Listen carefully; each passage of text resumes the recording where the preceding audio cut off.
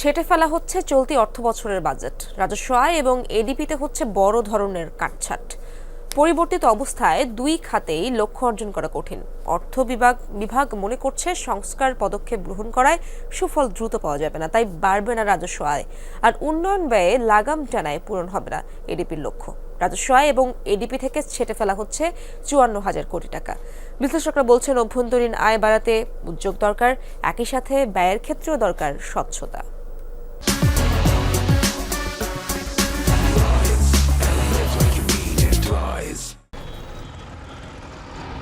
অভ্যন্তরীণ আয় বৃদ্ধির তেমন কার্যকর পদক্ষেপ না নিয়েই শেখ হাসিনা সরকারের শেষ বাজেটে ধরা হয় উচ্চ রাজস্ব লক্ষ্য। ফলাফল যতই দিন যাচ্ছে বাড়ছে ঘাটতির পরিমাণ। চলতি অর্থ বছরের বাজেটে এনবিআর এবং কর বহির্ভূত রাজস্ব লক্ষ্য ধরা হয় ৫ লাখ কোটি টাকার বেশি। তবে অর্থ বছরের ৫ মাসে লক্ষ্যের তুলনায় আদায় চিত্র হতাশাজনক। এক্ষেত্রে সামনে আনা হচ্ছে পরিবর্তিত পরিস্থিতি এবং সংকটকালীন অবস্থা। সার্বিক প্রেক্ষাপট বিবেচনায় ছেঁটে ফেলা হচ্ছে রাজস্ব বাজেট। কমতে পারে ২৩ থেকে ২৪,০০০ কোটি টাকা। বলা হচ্ছে, জনগণের অর্থের যথার্থ ব্যবহার নিশ্চিত করতে হবে। সরকারের যেটাকে আমরা বলি রেকারেন্ট এক্সপেন্ডিচার বা রেভিনিউ বাজেটে যেটা থাকে, এই টাকাটা যতটা সম্ভব এর মধ্যে এফিসিয়েন্সি বাড়ানো উচিত এবং খরচটা মিনিমাইজ করা উচিত।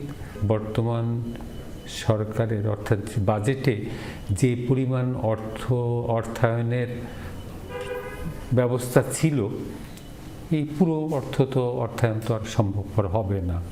রাজস্ব আদায়ে বড় ভূমিকা রাখে জাতীয় রাজস্ব বোর্ড এনবিআর। সরকারের এই প্রতিষ্ঠানকে সংস্কার করে সক্ষমতা বাড়ানো গেলে বড় অঙ্কের রাজস্ব আয় বাড়ানো সম্ভব।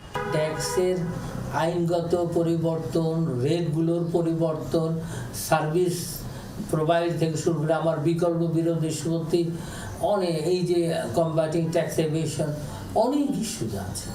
এগুলো অ্যাড্রেস করে একটা ধৈর্য ধরতে সময় লাগবে। এনবিআরের প্রশাসনিক কাঠামো এইভাবে হবে না। এইখানে বেস্ট প্র্যাকটিসে যেভাবে আছে, এলটিউর মতো এল2 করতে হবে, এসটিউ করতে হবে। ছেঁটে ফেলা হচ্ছে উন্নয়ন বাজেটও। আর্থিক টানাপোড়েন এবং ব্যয়ের ক্ষেত্রে অস্বচ্ছতায় নেওয়া হচ্ছে এমন সিদ্ধান্ত। এই খাত থেকে কাটছাঁট হচ্ছে ৩০,০০০ কোটি টাকার বেশি। আগের সরকারের সময় যে বিভিন্ন প্রকল্পগুলো ছিল, এই প্রকল্পগুলো কিন্তু বিভিন্নভাবে তার মধ্যে অনেক অপ্রয়োজনীয় অর্থায়নের ব্যবস্থা করা ছিল, যাতে সেখান থেকে দুর্নীতি বা অন্যায়ভাবে করা সম্ভবপর হয়। এই কম্পোনেন্টগুলো যেগুলো বাস্তবায়ন হয়ে গেছে সেগুলো তো কিছু করার থাকে না, কিন্তু যেগুলো এখনো বাস্তবায়ন হয়নি সেগুলোর প্রয়োজনীয়তা সম্পর্কে একটা গভীর বিশ্লেষণ করা উচিত। অর্থ বিভাগের বাজেট সমন্বয় সভায় কমিয়ে আনা হয় চলতি বাজেটের অন্যান্য লক্ষ্যমাত্রাও। রিমন রহমান, যমুনা নিউজ, ঢাকা।